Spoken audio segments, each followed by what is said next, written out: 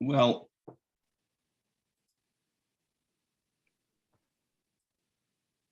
good evening, everyone, and welcome to the Workshop for Publishing Poets reading series. My name is Richard Waring. I'm a member in strong standing, have been for many years, since the turn of the century. And tonight I'll be reading, but I'll be joined by Kerry Loughman, and then we'll have a series of open mic readings. So welcome on this snowy evening. So glad to be indoors and warm, recovering from shoveling and so forth. And to start, I wanted to mention a few things. One thing is that Picasso said, when the muse finds you, let her find you working. I thought that was apropos.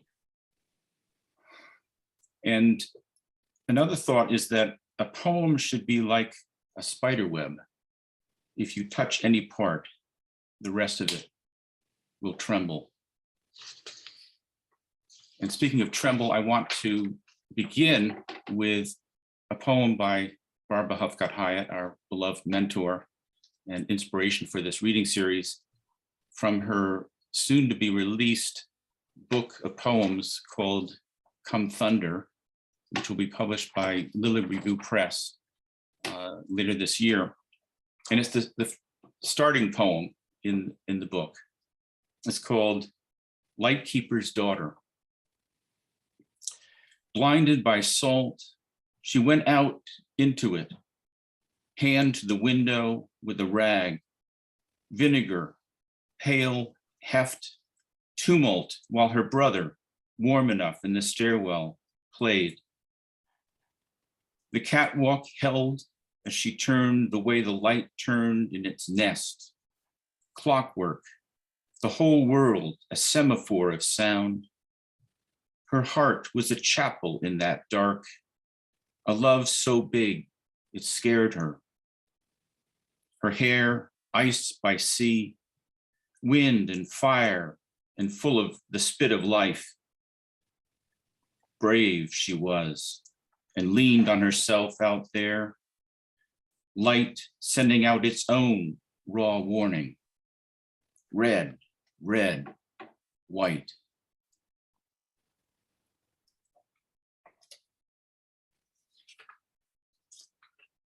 So tonight, we're very pleased to have Kerry Loughman with us.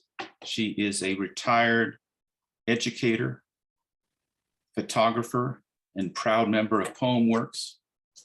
Born in Boston, she has lived in Brookline for many years, near Olmsted's Emerald Necklace and the Muddy River, a favorite place for finding poetry.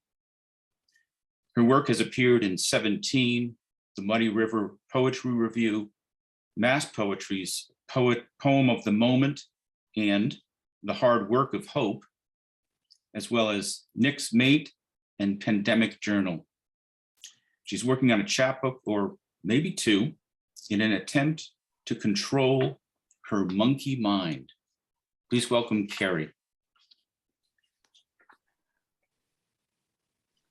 Thank you very much. I'm really surprised and honored to be here. I'm taking this as a wonderful omen for 2022. And I have a little intro, and I feel like I should make apologies to Barbara for this, but the poet Mary Oliver tells us to pay attention. And the photographer Henri Cartier-Bresson says, grab a camera and go out and find that decisive moment. And I feel like all I really do in my poetry is go out and find a decisive moment, capture it, and write it down on paper so that I can hold it captive forever.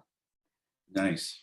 And as you've mentioned, I do a lot of that near the Muddy River and in all the natural places I can find in the city. So that being said, go on to my first poem. Flood damage control. Muddy River lives up to its name.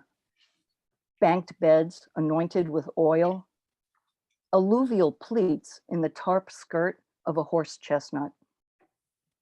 Spent cattails weave themselves into a basket for the steel crane curled, all hedged by wood and wire. I'm alone in the rain with renegade geese. Neighbors nobody wants because they leave crap all over the yard and they let their offspring teeter delinquent. I envy their downy insolence, but mime the great blue heron, who postures in, then out, still fishing. Nice. Interlude. Lily pads bow down in the wake of the heron, quietly fishing the river shallows. On the footbridge to the art museum, 2 Japanese tourists pause and pull from hidden pockets smartphone cameras to catch the tilting head, the questing eye. College boys interrupt their game to watch, sweaty bluster all stowed, manners ready. Signs are taken for wonders. Mend me now. One deft stab, a flip. Quick silver fish slips down the uncompromising throat. A moment's hunger sated, the hunter goes alone, fragmenting our attention. Webbed feet breaking plates on jade water.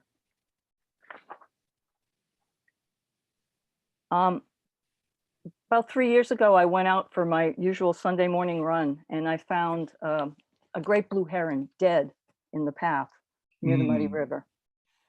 It was shocking and saddening.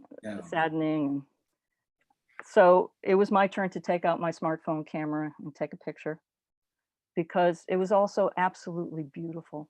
And then I wondered what to do, how to memorialize this dead heron. So I thought of writing a pantoum because it has rhyme, it has repetition of lines, it has this rhythm that goes kind of like an incantation. So, though I did take some liberty with the form. Yeah. Memento Mori. Morning light beads frost on the pathway. A heron in rictus, death tamed. Body broken, belly up and gray. Auburn-edged wings, silk restrained. A heron in rictus, death tamed. Spine limber in life, still and compressed. Auburn-edged wings, silk restrained. Taut skull, sunken eyes regress. Spine limber in life, still and compressed. Breast feathers furl, twisted and tight. Taut skull, sunken eyes regress. Measuring distance, measuring flight. Breast feathers furl, twisted and tight. Marcescent oak leaves his partner in place. Measuring distance, measuring flight. Guileful neck, savage grace. Marcescent oak leaves his partner in place. One talon gestures, expresses the black. Guileful neck, savage grace. Life story surprised, no looking back. One talon gestures, caresses the black. Mimics foreshadowing, mimics regret. Life story surprised, no looking back. Mimics a truth I'd do well to accept. Mimics foreshadowing, mimics regret. Body broken, belly up and gray. Mimics a truth I'd do well to accept. Morning light beads frost on the pathway.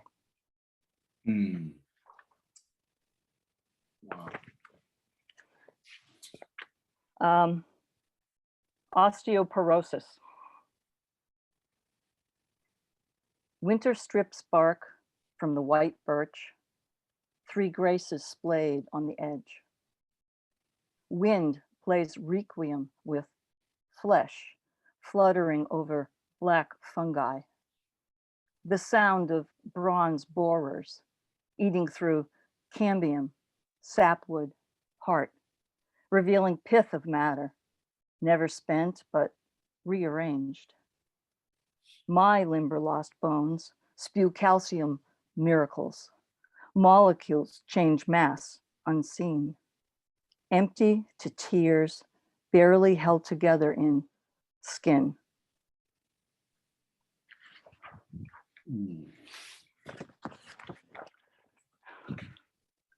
Watching Tom Brady in the Super Bowl. It's easy to skate on hubris, imagining long, slow glides of mastery on a dusting of snow. The usual Sunday run at immortality until, like me last March, you hit black ice and you quiver in a relapse from gelled grace. Fall backwards in an instant to slap the turf hard with your palms, curling your head forward in prayer, falling straight backwards to show yourself as a good quarterback accepting the sack. These days, I'm doing just enough to get by. Reading a little Mandelstam. Alone, I stare into the frost's white face, falling back into snow caves under lilacs, engraving verse at 78 RPMs. The next couple of poems are childhood memories, but they're not just one instance, one singular event. They're kind of events that happen repeatedly, and I tried to distill them into the essence of them. Brothers, in their freckled skins, would winch the horned pout from the pond, hand over grubby hand. They'd scruff the collars of the whimpering fish and towards us taunt barbed lips and dare us kiss or run away disgraced, as if girls don't thrill to the trick of pain.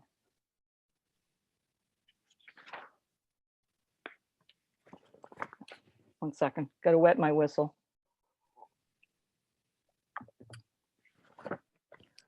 I lick summer in my sweat, scratch the brine of a scabbed itch. The sun bakes perfectly square patches of my neighbor's lawn, and the smell of hay becomes my Madeline. At the Arboretum, Linda and I sneak through meadows of asters and ryegrass, hide from gardeners on the slope of white pine near the Forest Hills gate. The grass blades slice our fingers, leave blood on fuzzy seed heads as we snatch handfuls to push through the chain link fence to horses indentured to the Massachusetts Biological Laboratory. Horses, languid and deliberate in their patience, long eyelashes studded with August flies like moving glitter on a Mardi Gras mask.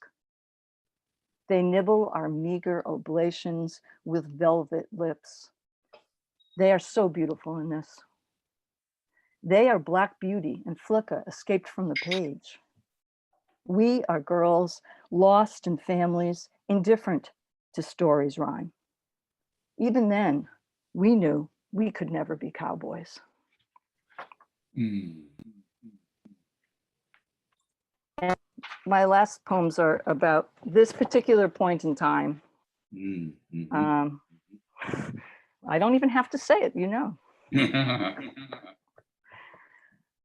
Social distancing becomes me. Remotely, I discard the sentiment of hearts beating as one, when no two hearts can beat equally without cost. I am the least trod path and mask my fears with the polished nicety of a forced smile. I hoard my words and live my life in and to the minimum. Carry little, drink less, let the least amount of calories cross my chapped lips. Avoid all body lotions and salves as plenary indulgent and false prophecy. Face alone the reality of deep wrinkles and bone in the bathroom mirror. I barter my breath daily for a snatch of song from the sparrow. This next one I have to get a running start on. Subliminal. 3 a.m. finds me awake always, colorblind to MC Escher's white and black etched infinities of mind, descending vaccinations, ascending death on the stairs, ghost children painting rainbow crosswalks unaware, bloodlines spike and pool between waking and unwoke, cyclonic rides on carousels do dizzy and provoke, produce nausea, the only data I can attend to. Sloughing off the fantasy, waiting for the other shoe, my body drops off the table of contents of this time. This table of consciousness, undefined. On mirrored walls, my staring face stretched to escape nightmares of every place. Cramps practice all over my body, filaments wrap and bind, my gastrocnemius, my breath loses to floaters behind eyelids, afraid to cross stop and shop checkout lines. Peripheral and silent, the world's suffering scolds. A sleepless soul, light recedes and folds. Constantly I hit refresh as dawn snakes round the shades, shows conscience rumpled, bedclothes all unmade.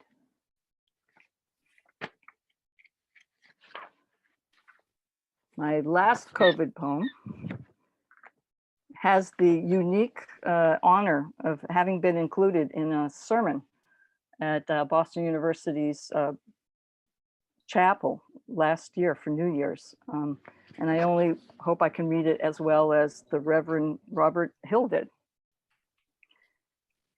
Capture and release.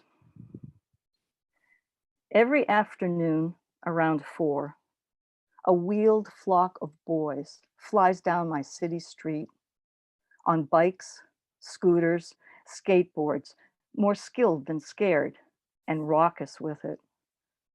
Contrapuntal eurythmic beats play concrete sidewalk sections till they dare to launch off curbs, catching air. Helmet plumage drafting down, fledging into a new reality. Masked Avengers, they swoop into games of capture and release. Capture the invisible flag, release time's arrested breath, spread mojo on all our viral fears. Circuitous flights around the school, capture and release of joy. They go round and round, a circumlocution of boys. The Wonderful. last poem I'm going to read is also one of Barbara's. It's from her book, The Tracks We Leave, which holds a special place in our family's heart because Barbara traveled widely to do research, but one of the places she came to was our Brookline apartment because we had pet ferrets. So one afternoon she spent with us, and our son, who was then about 5, had a great time showing her all his pets' tricks and antics and explaining, the history of them. And then later she sent us a book inscribed to my son. I have to say I hadn't read this in a long time, and I pulled it out a couple of weeks ago, and it just floors me that there's still so much to learn from her writing about the natural world and about your own personal journeys. So I'm going to read Black-Footed Ferret, Mustela nigripes. Thief of darkness. Her body is low slung, sway-backed, a gently rolling plane. Made of motion, she's a silent factory, perfect listener, a flexible, agile mind. Courage impels her into burrows, untamping the plugs of tunnels, taking for her own the prairie dog's town. The life she assumes is a hidden one, her gait bent and worried, her fur pale honey in the grass. Faithful to earth, she is short-legged, polishing the ground with the bevel of her chin. Up on her haunches, her neck is pliable and long. Penumbral, she looks out over the landscape, projecting herself into that black masked equipoise. That's it. Thank you very much.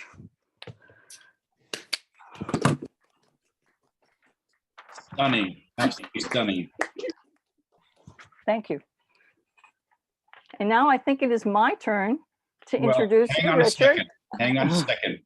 Wonderful, Kerry. Thank you, Beautiful. Cynthia. I just want to say, Thank you. nobody is probably aware of this except me, but that was Kerry's maiden voyage as a feature poet. She is now no longer a virgin in this enterprise. So congratulations, that was really beautiful. And I thought the pantoum was fantastic, a real honor to the bird, the much Thank loved you. bird. And Yes. I got the Proust reference with the Madeline, really. And Catch and Release is just a favorite of mine. Oh, thank you. Thank you very much. Wow. I wanted to stay with each poem a little bit longer, sort of to really soak it in. It's so beautiful. Sorry if I read too fast. I've been practicing slowing down, No, but I'm kind of not that kind of person. No. So. no, you're not too fast. I'm just slower in absorbing. Mhm, mhm, mhm. Well, thank you. Thank you.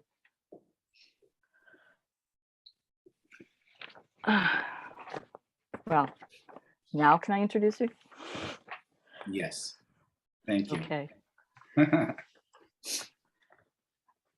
Richard Waring is the author of the poetry collection, What Love Tells Me, and a chapbook, Listening to Stones.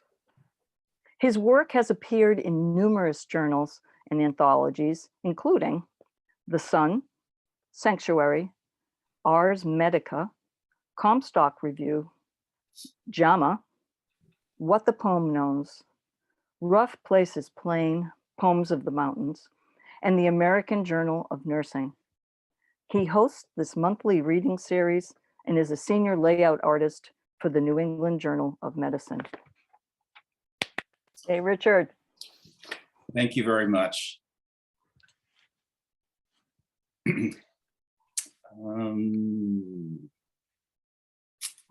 Come on. I subscribed to the New England Journal of Medicine online for Ah, a bit this year. yeah, unfortunately, they don't publish poetry. I think it was the pandemic that spurred me to subscribe.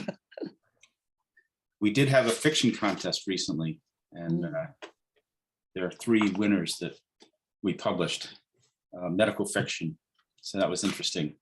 And we used to have photographs that doctors would take when they were on their various vacations or trips, but they were determined to be not medical enough. So we had to follow that feature. And I was kind of disappointed because I was the one that was, selecting them and putting them in the pages that didn't have a whole lot of text. So We do tend to silo things, don't we? yeah, that's true. But it has certainly been a busy couple of years with hearing about COVID, hearing about vaccinations, and it's kept me busy. So I want to share poems that are before Barbara, during Barbara, and after Barbara. Basically, BB, DB, and AB. Sort of like, orienting to the year of our Lord kind of thing. And the other thing is, the other 3-part aspect is that it's kind of like Dante's cantos. You know, you bring stuff that's hellacious. It goes through a purgatory period at her table. And then hopefully it gets to paradise and gets published. But speaking of Hades, something like a Cerberus happened, you know, that three-headed dog. And lo and behold, Gray and Eric and Alexis are now teaching workshops that are helping us along. And so the Barbara legend continues. And we are all very grateful for that. So I want to start with a couple of before Barbara poems. Owls at Dodwell Point. The lake forgives my passage as if I dreamed my way across. The point extends itself like a hand for me to read, a lap to lie face down in, weeping, a piece of the earth I can get to know better than the rest. I set up camp at night, gentle as an acolyte, I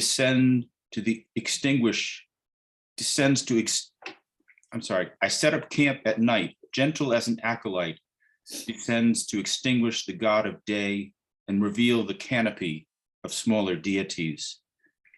I settle down to sleep, naked at last, the stars an impartial audience, viewing stone, water, man alike.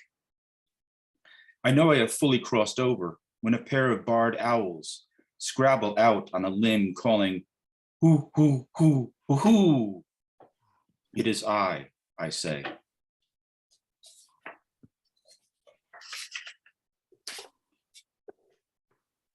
This is a poem of a time when I used to go to Upper Peninsula, Michigan, and to the shores of Lake Superior. Nocturne for an inland sea. All day, water and sky have been at odds over whose is the better beauty. Sky is aloof, sending a showroom of clouds, while water merely plays at fawning sky and casts its clouds into the sinewy shore. What happens now as opaque layers begin to yield to the greater deity of night is a kind of downward spiraling skirmish, a dimming of daylight struggles, as if an eyelid were closing over all and slipping into the black and white of dream.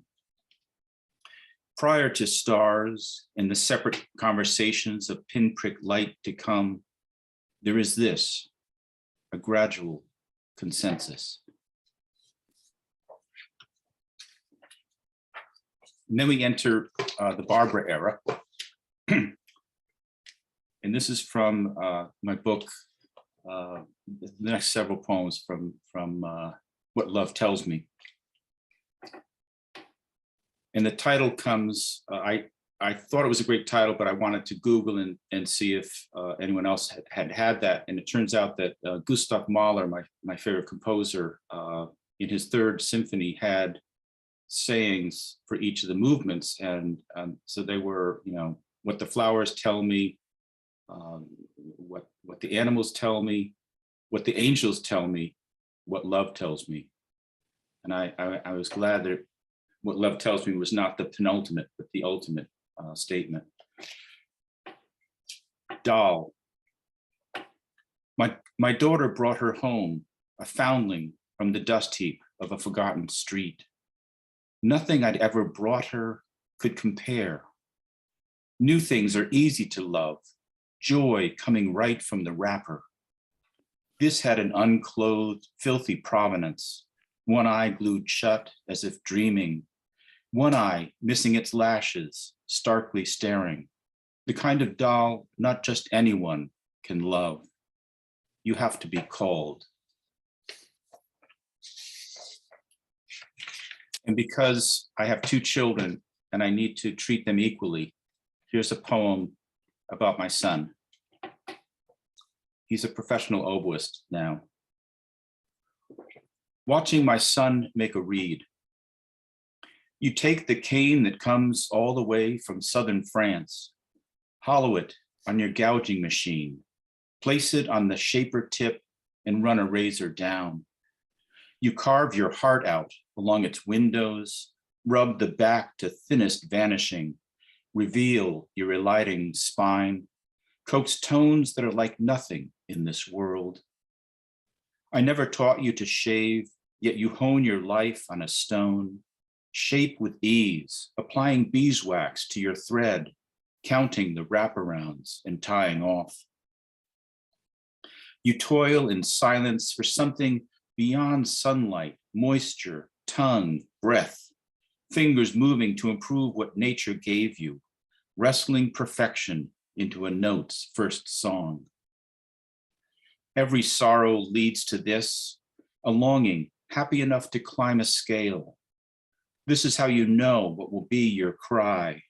The crow trembles, the reed slides gently into place.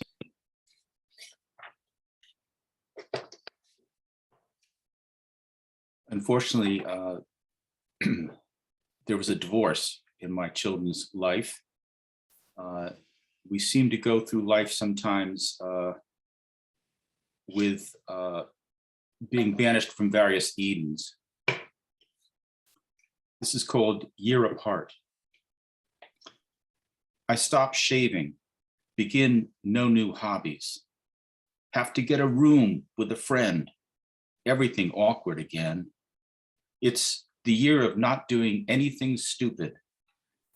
I take his books on divorce off the shelf and read them. He hasn't, so I fill him in. We drink wine at lunch and listen to what Miles Davis has to say. Summer becomes fall. He mows barefoot. I don't. He goes another season not taking the parents without partners class. I do, and learn that people aren't there to make you happy. They're there to make you grow. I grow.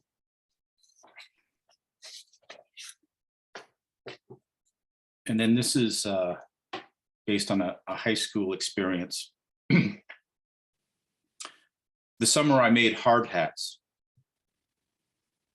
I worked the night shift, pushing buttons to close the injection molding machine, squeezing plastic through a narrow gate. Reaching in, I'd pull the helmet from its womb, snip the flashing, lay it under the drill bit, plunge and carve the nub smooth. Sometimes I got bored and threw a piece of flashing into the works to grind the machine to a halt. Shame, shame. Then the handicapped men and women on the assembly line would be unable to glue comfort pads or attach chin straps for which they got paid by the piece. It was the summer I read Eliot and made up a tune for the love song of J. Alfred Prufrock. Above the hum of gears, I'd sing, "In the room, the women come and go, talking of Michelangelo, Michelangelo." Knowing I'd be back in school after this stint, knowing I hadn't lived enough, learned enough.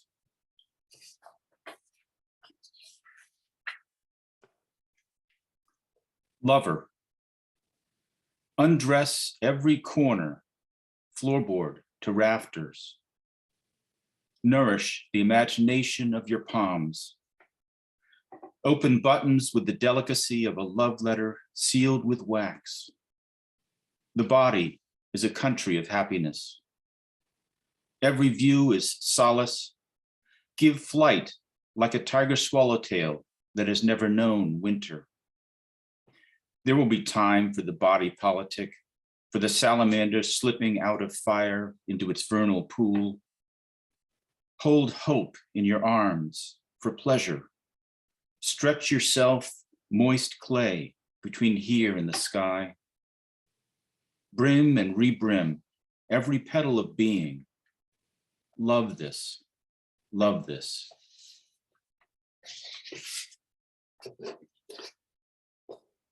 Now I'm going to move into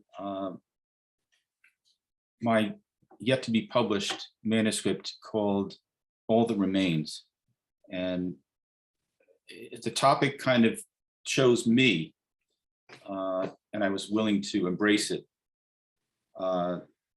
It's basically poems about war and other conflicts, as you'll see as I proceed. But the first one, we'll go gently. The first one is called Apple.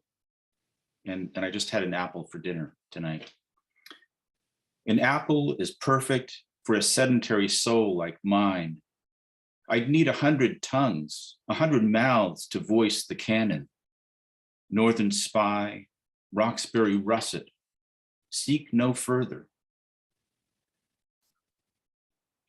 Giants eat them to feel young. Goddesses compete for them. Dragons watch over them. I delay eating mine, too beautiful, brightened by the sun, varnished by the rain. Stowed in my pocket, a saunterer's apple for the road to the train. If it's to be my last meal, I want to bite into that red cheek, the snowy flesh of an apple.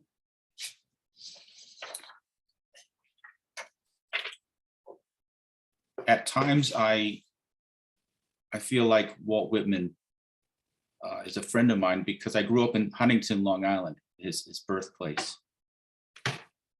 This is called Whitman Tending the Wounded. I rest my eyes on theirs, take dictation from those fresh from the ambulance carts in these makeshift tents.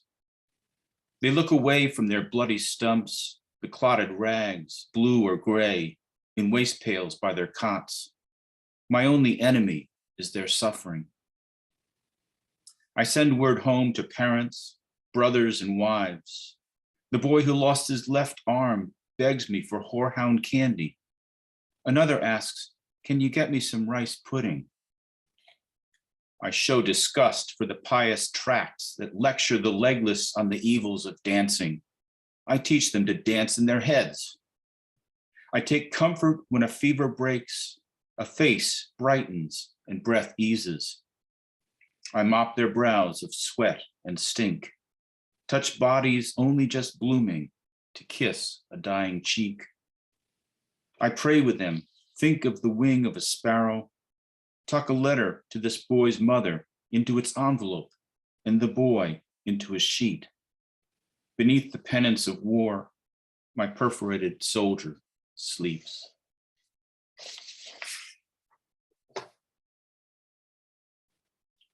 Fireflies. Now we're moving into the First World War. In the blacked out trenches, I gather fireflies in a jar, a dozen or more, to read maps by.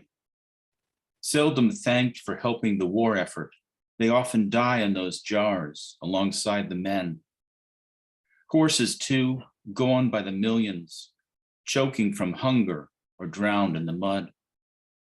Our dogs smelled the mustard gas and heard the wail of shells long before any of us. So I write by the chemical glow of these fireflies, back in thought to the fields of home.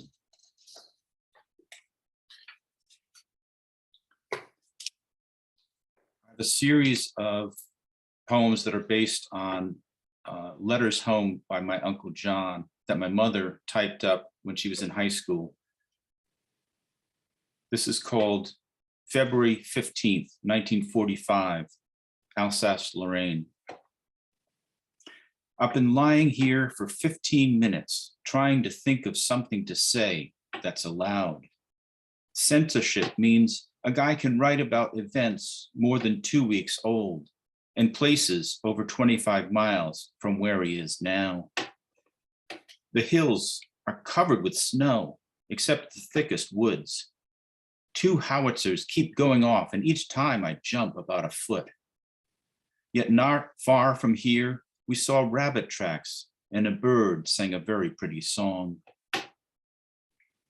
At the new place we set up, the people must have been cultured or had a display library like Mr. Gatsby's. There's an awful lot of Bavarian culture and Italian Renaissance. The pen might be mightier than the sword, but we found a book that took 350 pages to stop a bullet. Last night, we dug a hole about 4 feet deep and big enough for 10 men to sleep in and keep warm. I'd appreciate if you could get a good supply of candy coming. Gumdrops, caramels, walnettos, chocolatos, hard candy, gum, kisses. Ask sis for expert advice. And cigarettes. Oh, don't worry, I won't smoke them, but they're good for trade. Oh, and they've made me bugler, since I was the only one brave enough to try it out.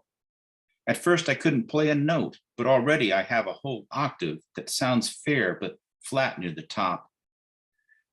So it's bugle calls, call to arm, and revelry, about all anyone can stand. The good news is that I'm attached to the company headquarters and not so close to the front lines. I didn't tell you, but I had a very sad experience some time back when I lost my best friend. He had a wife and the cutest twins. He was just starting to tell them apart.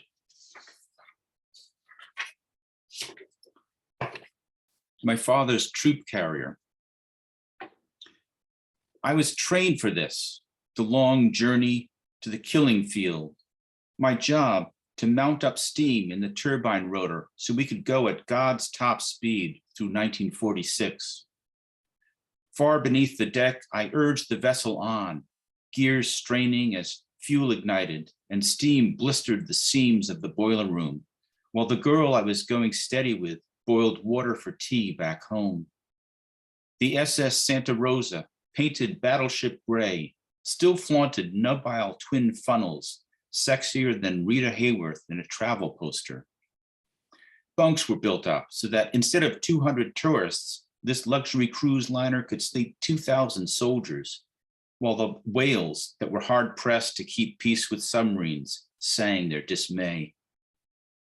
4 ships were refitted in Manhattan Harbor to bring the war to Europe. I was on one, only 2 made it back.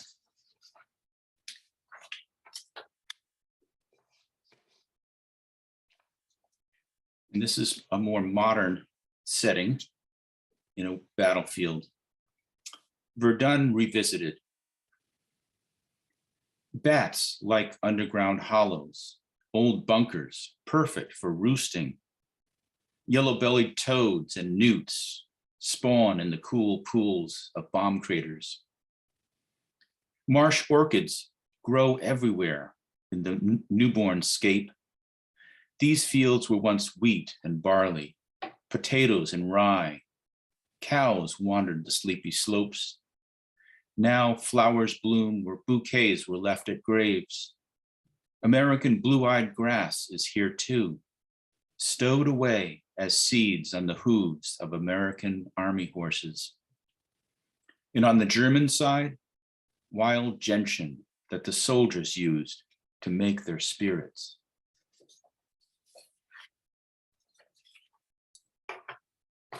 And this was really the hardest poem that I had to write, and Gray really helped me to put it into final form. It was just so challenging. And also a book that I got from Barbara's library that really helped me. Confession. I led Jacob and Levy to the undressing room, told my cousin Sam where to stand in the chamber to die more quickly. Lord, forgive me. I fed my son my share of apples so he wouldn't die on an empty stomach. I was a machine missing pieces. I cried without tears. I shut down parts of myself for these strangers, my kin. I knew what I was doing and could do nothing. They kept coming, and so we stayed alive. I removed wedding bands, searched cavities, burned bodies. 20 minutes to reduce a world. First, the hair flares, last the head, 2 blue flickers in the eye holes. The bones of my people swayed in the flames. I carried their ashes in a cart to the Solar River to flow downstream. No psalms, no graves. I slept in the heated bunks above the ovens.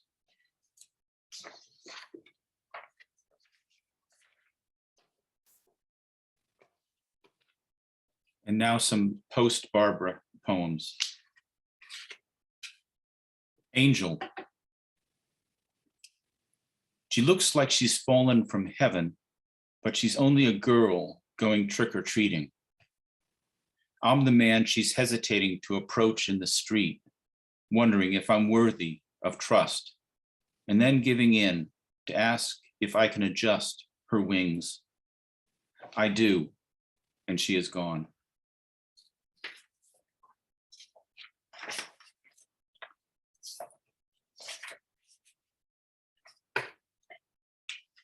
Then not. If I hadn't grown up in Walt Whitman's hometown, hadn't discovered the spotted salamander, if my mother wasn't a biologist who taught me Chemaphila umbellata, the Latin name for wintergreen, shade-loving, umbrella-shaped flower, if the world hadn't been so beautiful as to need praises, so generous as to open its arms to me, if fireflies, if night in its humming factory of insects hadn't divulged the secrets of tomorrow, an absence I could barely abide, roses, the sleep of seasons, if walking down the street and then not walking, if not monarchs and the birth of flight, light and all it touches, if not yellow-bellied toads and the word made flesh, if beams of love and their scars, the disinfectant of words, if trees hadn't wanted their stories told too, if justice, if peace, if inalienable, if the heirlooms of regret, beginnings and endings, the spotted salamander again out of its vernal pool beside the skunk cabbage, if not lilacs, but yes, in the seed of language grew leaves.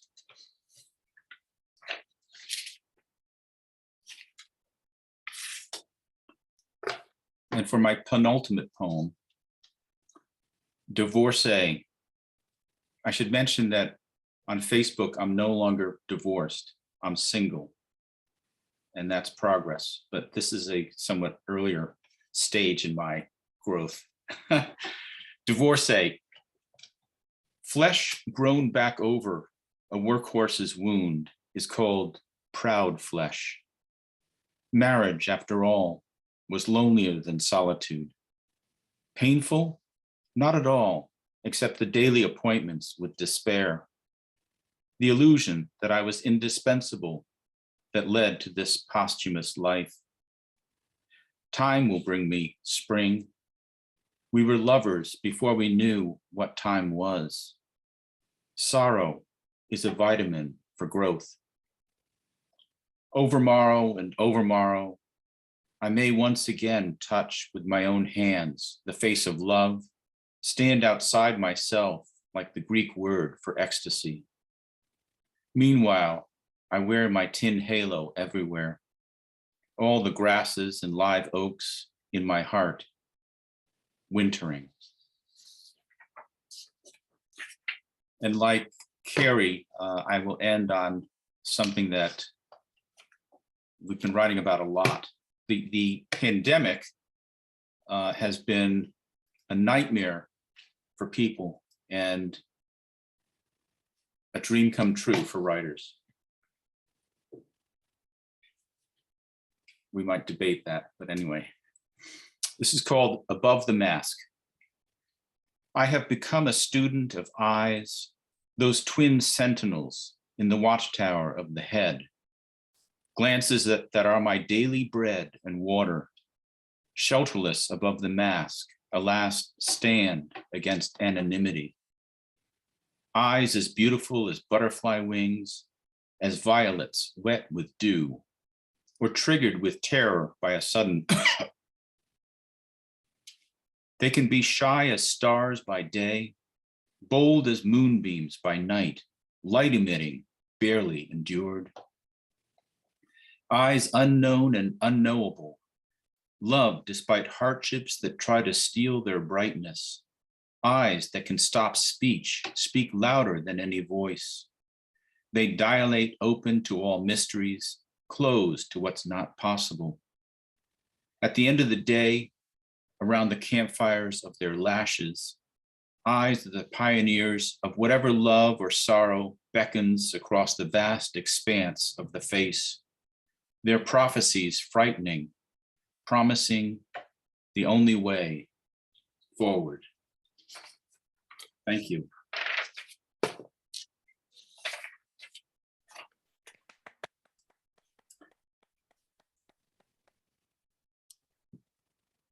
So I'd really love to hear all of the wonderful words that are here in this room. And I want to start with my good friend from Connecticut, Pat Hale.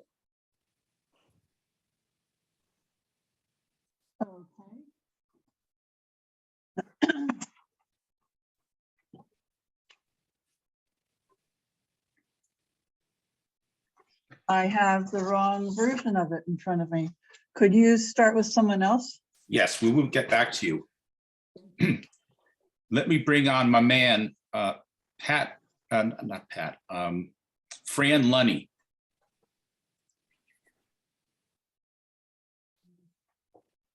All right, hello. Let's see, do I have to click on myself or something?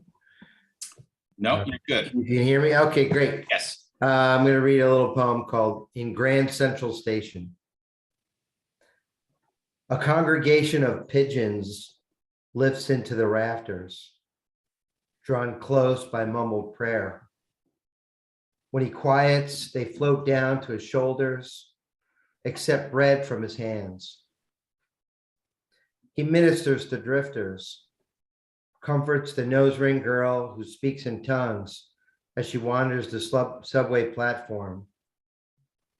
I want to smooth out his wild hair, cut the matted patch from his beard. I pull a few bills from my pockets. He knows the loneliness and touches my arm. Thank you. Beautiful. Wow. Thank you.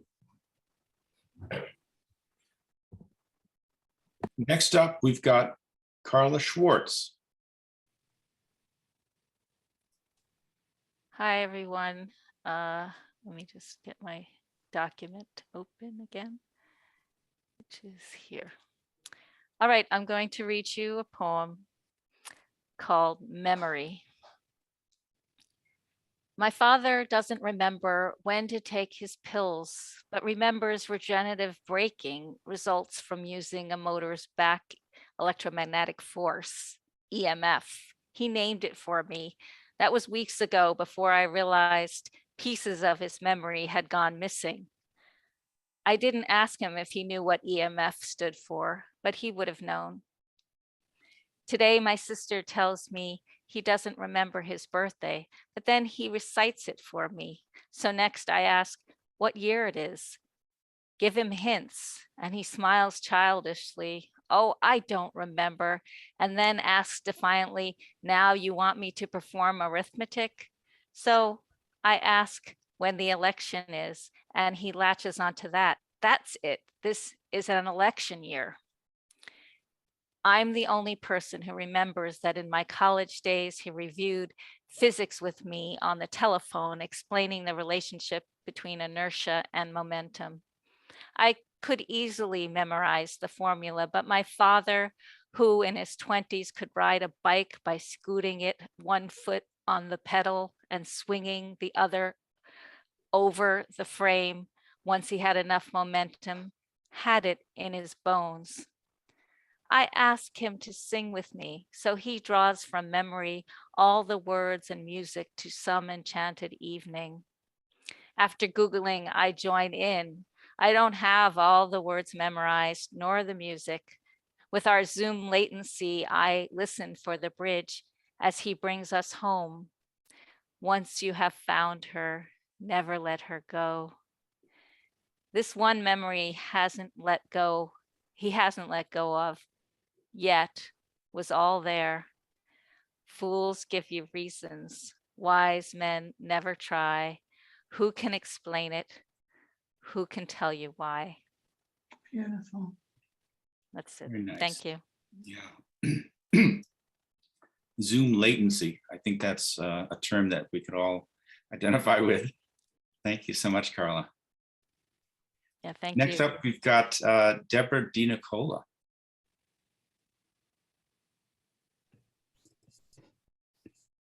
I'm going to read a very new poem. It's called And After Armageddon. Everything's waiting to open, especially the wings of that beached dragonfly, the one that lit on the sand, observing the gulls, the effortless gliding of gulls, their ease and grace over ruined dunes. And those pipers, their skinny legs moving as if motored by batteries. I watch as they march with staccato footsteps, stalking midges and mayflies in chinks of light, thrilled just to have survived. I wait for the ocean to open its benthic rise, broken sediment, the sea that levels this twilight. The gulls pull on the capes of their wings.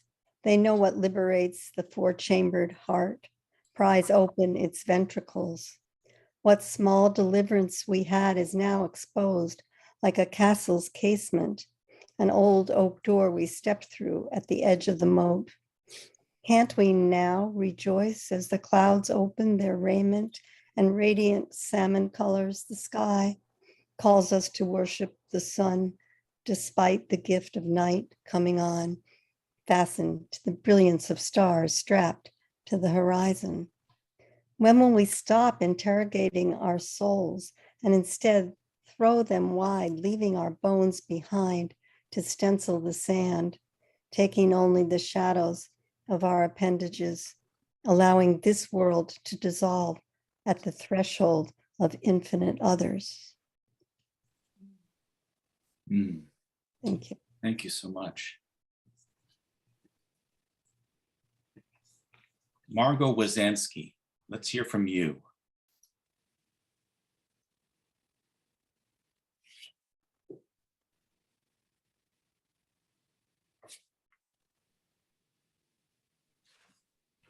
Consider this beauty. I'm walking under a sky dense with cloud cover. Sunset flames as the cloud breaks open. Stripes of water glimmer pure cerulean through a stand of evergreens. A few trees hold on to their brilliance. Ahead on the road, a buck turns to look at me. While I listen to the great mortality on my phone, history of epidemics, hysteria and blaming in the Middle Ages, and on to the centuries that followed. Jews caused the plagues, shoot them, burn them, no need for trial or even accusation. I pass my neighbor's truck, parked behind a clump of golden grasses, sporting a sticker that rumbles and shouts like these: Trump is still my president. Liberalism is the real pandemic. As a former fetus, I choose life. Take your COVID vaccine and shove it. Hate connected underground like mushrooms, extending across the country.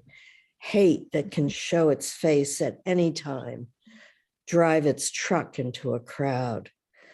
The earth chokes from the hate. I feel it in my bones as I walk lonely under that fiery sunset. In the yard, a swarm of swallows zigzags, gathering for the southward flight. All is quiet except the birds. I'm still in love with this world, how it goes on while we try so hard to trouble it. Mm. Hmm. That's great. Wonderful poem. Thank you so much.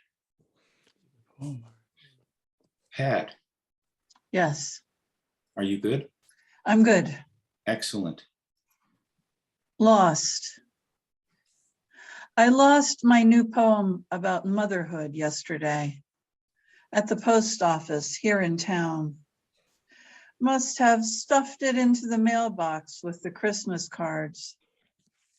1 minute I had it, and the next it was gone. It doesn't matter how true it was, how well it stated all I wanted to say about wonder and distress coexisting in one heart. Without an envelope, it's just a scrap of paper going nowhere. When I try to recreate it, my fingers are thick. My words stumble. I get distracted by sparrows flittering on the lawn where last night's rain still pools.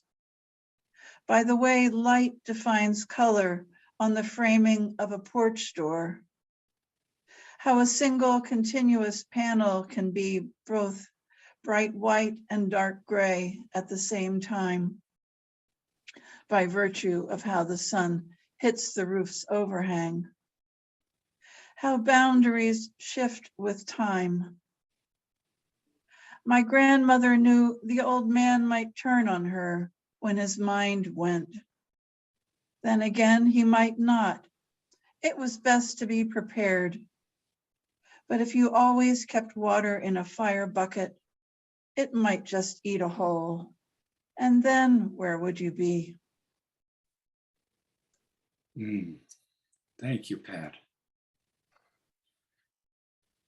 Let's hear from Thrasos Kaligas.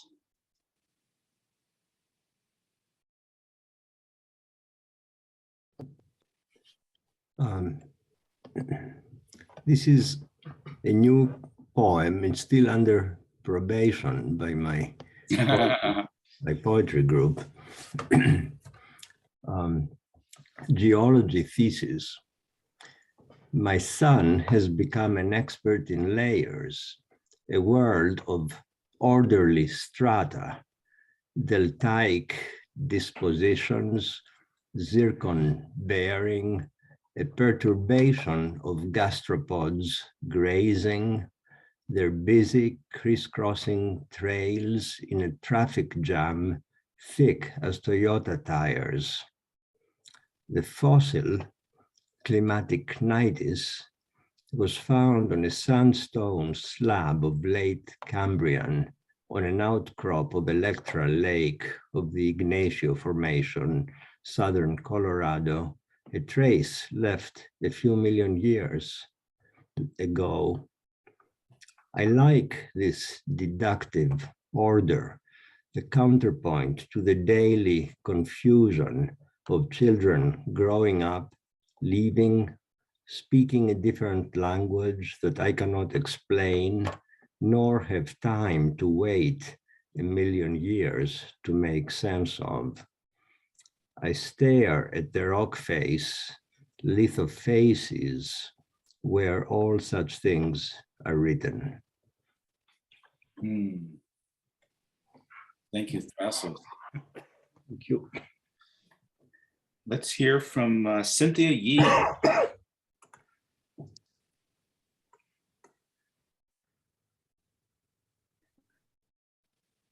Hi, I'm Cynthia Yee. I came on to listen to Kerry because she's a friend of mine. I'm a writer, but I don't usually write poetry. I thought I wrote stories that are sort of coming of age stories of growing up in a ghetto that people think of as a collection of restaurants called Chinatown. And, but I found something as an excerpt from a longer essay, and it's been done as a wall projection. And I guess it's the closest thing to a poem that I have. Excellent. It's called My Mama's Back.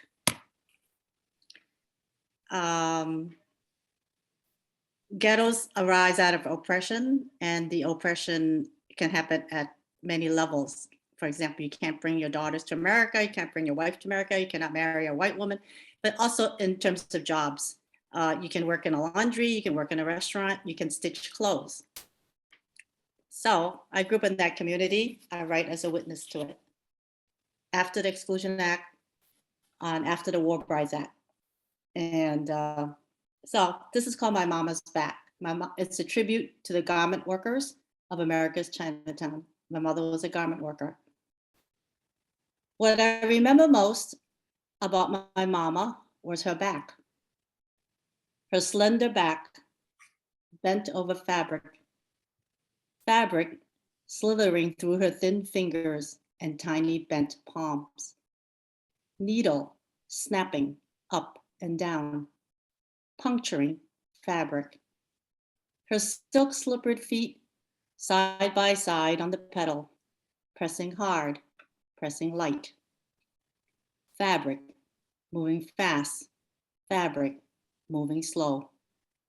Machine plugged into magic current, electricity in old thin walls. I watching. She chatting all the while about eggnog and chocolate milk, about white teachers and washing hands, about drunken men and not to fear, about money and courage, rice and strength, life and death. She never lifted her head to look at me, never walked over to me, never lifted her hands and caressed me. Only her voice, the sound of the machine, her bent back, soothed my childish heart. When I was a baby, she'd hoisted me up on her back, bundled me in her silk embroidered bag, tied me close to her, 4 cords crisscrossing her breasts, a knot against her heart. She'd lean my face in, my arms hugging her warm arms. I slept, her hands free. She worked and worked. And that's an excerpt from a longer story, an essay called Duck. Well, you know, there's a long-term poetry reading series called Chapter and Verse. And the chapter part is the prose writers and the verse is the poet. So thank you for integrating us. Well, my editor tells me that actually what I write is not stories, they're essays. I said, well, whatever genre you want to call it, feel free. I just write. I So- say that they're very poetic. Yes, I Your- agree. Your language is just gorgeous. Thank you. Thank you, Kerry. Your language is pretty gorgeous, I'd say myself. Well, last but certainly not least, I want to introduce Timothy Gager, who is like myself, a fellow traveler on the road of being an MC of the Dyer Literary Series. Welcome, Timothy. Thank you, Richard. This is a poem called Returning to the Long Island Sound in January. Waves roll over ice, the ocean's wish reaches sand. You wish the crests would freeze, suspending water, the fish now mounted in cubes. The sand exposed unbleached white round rocks, not smooth like summer's, sitting in place. How many shells are crushed and hurled under overcasted skies, darker, angry without change. The wind blowing through our coats, funneled through our stitch patterned sweaters, underneath as if our skin wasn't exposed enough from sand blasting faces till raw with tears of erosion. The tide low, making sense, tickling sinus until a sneeze I never could stop, showing up for the sound. Kalish, kalish, kalish. In time, the memories erode.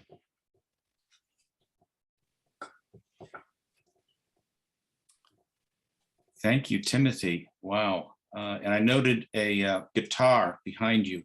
Timothy and I went to a place called Star Island this summer and worked with musicians and poets to try to shape together lyrics and songs. And it was quite an interesting experience. Yeah, there's a lot of talent there. Maybe never want to play guitar again, but. So this concludes our formal reading, but feel free to hang on a bit and we can chat with one another and come down from this wonderful experience. You know, reading poetry and hearing poetry, it doesn't necessarily increase your IQ, but it does increase your EQ, your emotional quotient, which grows over time, even though the IQ tends to diminish over time. So thank you all for being here, for being for poetry. And it's been just a delight to have you here this evening.